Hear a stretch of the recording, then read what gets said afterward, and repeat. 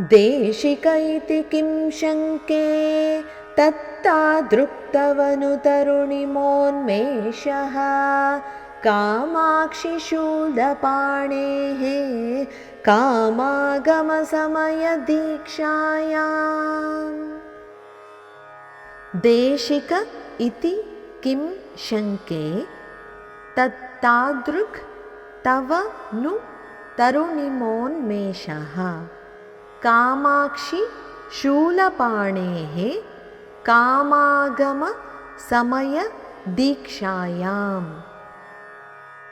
జగన్మాత కామాక్షి, నీకు నీవే సాటి. నీ కన్నుల వీక్షణములతో, నీ అపూర్వమైన యవ్వన సౌందర్యంతో శూలపాణి అయిన శివునికి కాది విద్యా సమయతంత్ర దీక్షలో నీవే గురుత్వమును వహించినట్టు తోచుచున్నది.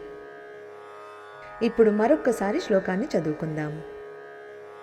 దేశిక ఇతి కిం శంకే తత్తాదృక్తవను తరుణిమోన్మేషః కామాక్షి శూలపాణేః కామాగమ సమయ దీక్షాయాం।